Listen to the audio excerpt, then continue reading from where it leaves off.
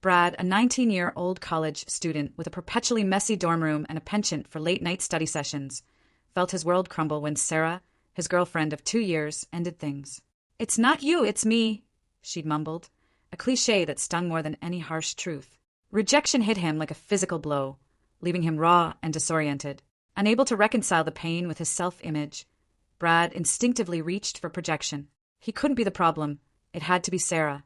He began to paint her as selfish, emotionally distant, and even manipulative. "She was always so focused on her own thing," he'd tell his roommate, Mark, bitterness lacing his voice. "Never really cared about my feelings, just used me for rides to the library." He convinced himself that her true colors had finally shown, that he was lucky to be rid of someone so inherently flawed.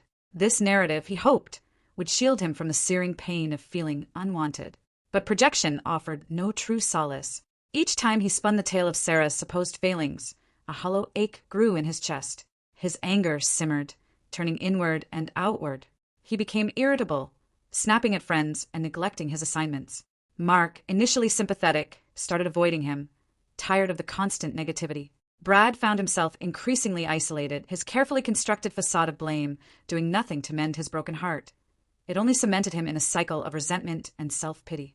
The more he projected, the more miserable he became, trapped in a narrative of victimhood. One evening, staring blankly at a half-written essay, a quiet voice in his head, sounding suspiciously like his psychology professor, cut through the noise. What if it's not about blame, Brad? What if it's just life? The thought was jarring, yet strangely liberating. He realized his current approach was a dead end. He needed a new lens, a different way to see the situation. This was his first step towards reframing. Slowly, painfully, Brad began to shift his perspective. Instead of focusing on what Sarah supposedly took from him, he started to consider what the breakup gave him.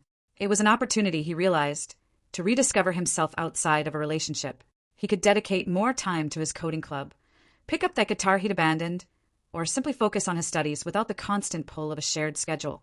He reframed the ending not as a failure, but as a natural transition, a necessary step towards personal growth and independence. He acknowledged the good times they shared, but also recognized that people change, and sometimes paths diverge. With each small reframing, a sliver of bitterness lifted. He started going to the gym, reconnecting with friends he'd pushed away, and even finding joy in his coursework again. The pain of the breakup hadn't vanished entirely, but it no longer consumed him. Brad learned that true healing wasn't about finding fault in others, but about finding a new, empowering narrative for himself.